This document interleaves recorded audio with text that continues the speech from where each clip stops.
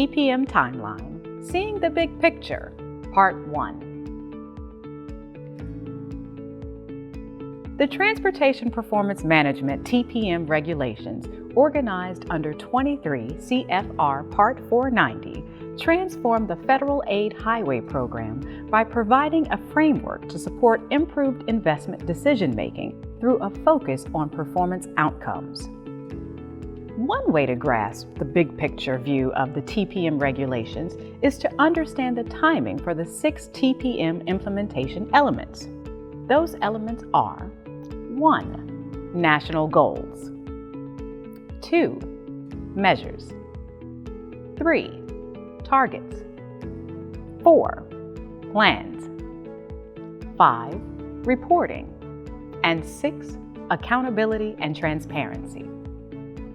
This video, Part 1 of TPM Timeline, Seeing the Big Picture, will sync the TPM timeline to Element 1, National Goals, and Element 2, Measures, which includes data submission requirements. A separate video, Part 2, will cover the other 4 elements.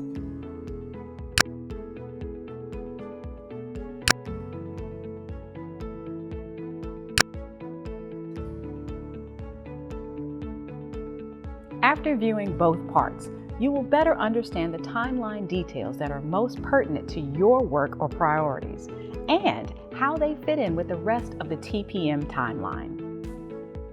Let's start by connecting the first TPM element, national goals, with the implementation timeline. Congress defined 7 goals for improving the National Federal Highway Program. 1. Safety. 2. Infrastructure condition. 3. Congestion reduction. 4. System reliability. 5. Freight movement and economic vitality. 6. Environmental sustainability. And 7. Reduced project delivery delays. The primary way these goals will be achieved is through performance-based planning and programming. As part of the legislation, Congress instructed U.S. DOT to establish performance measures in select areas. This brings us to TPM Element 2, Measures. After a multi-year rulemaking process, U.S. DOT established performance measures to assess the following areas: safety, pavement condition, bridge condition, travel time, reliability, and movement of freight, traffic congestion, and on-road mobile source emissions. State Departments of Transportation, DOTs, already gather and submit much of the data used for TPM. However, the timing of some of those familiar data submissions changed slightly, and new submission requirements were added. Because data submission is so critical to target setting and reporting on performance, state DOTs and MPOs need to submit accurate data so FHWA can document their efforts. Let's look at what data needs to be submitted and when. We begin with the on-road mobile source emissions measure. This data is used to assess the Congestion Mitigation and Air Quality Improvement Program, CMAQ.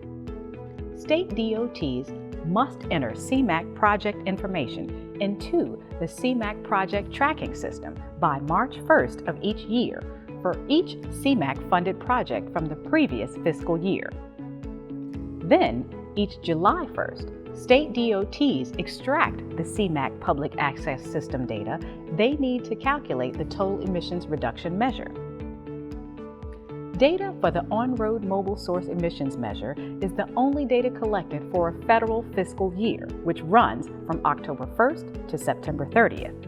The metric data for all other measures are collected and submitted based on a calendar year. Next, for the bridge condition performance measures, all state DOTs need to submit metric data annually by March 15th to the National Bridge Inventory, NBI.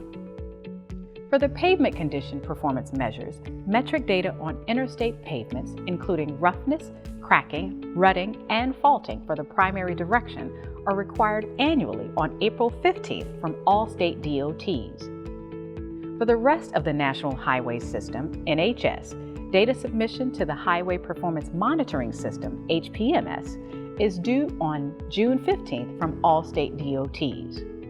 It's fine to submit data for both on April 15th. The travel time reliability, freight movement, and traffic congestion performance measures all rely on the National Performance Management Research Dataset, NPM-RDS, to calculate metrics.